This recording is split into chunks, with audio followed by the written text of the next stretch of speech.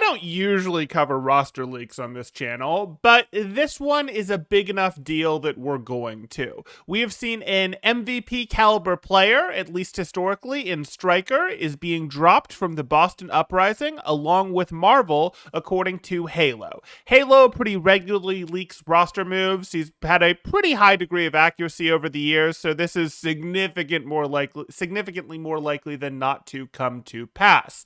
And what I mean by this is, let's go take a look at Boston. I'm not too shocked to see Marvel being dropped, mostly because they were carrying 3 tanks on the roster, and in a world where you only field 1 tank, 3 tanks on your roster just seems a bit on the greedy side for a league that isn't exactly making money hand over fist for its teams. So that's not too surprising. They wanted to go a little into the season, figure out which one to drop to save some money, and they've done so. But Striker was with Boston originally. That's the first Overwatch League team he came from, and he was with them for their legendary 10-0 stage. He then followed Krusty after Krusty got poached by San Francisco Shock over to the San Francisco Shock and did quite well with them on top of it. So you can see he's been very good. Many people at one point or another would have considered him the best tracer in the world. So what happened? Well, a couple things I would say happened.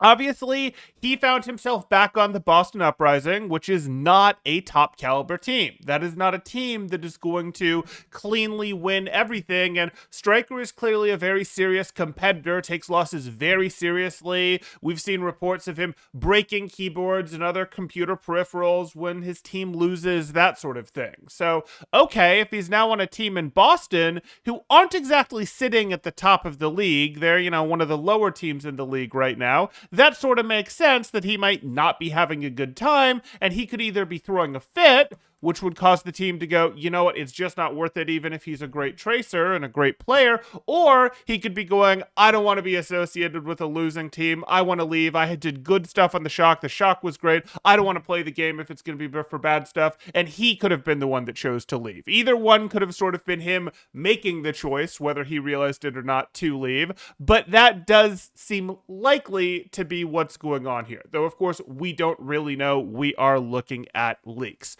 But what do you guys think? Do you look at this and say, oh no, the reason he's out is because Tracer was nerfed and his best hero was Tracer, and Tracer's just not as good in Overwatch 2 as Overwatch 1 with the nerfs that have come through? Or do you look at this and say, hey, good move by Boston, terrible move by Boston, are you happy to see him go, sad to see him go? Let me know in the comments down below. If you're enjoying the content, drop a like, consider subscribing for more thought-provoking Overwatch and Overwatch 2 content, reporting, analysis, all that good stuff, and I'll see you in the next one.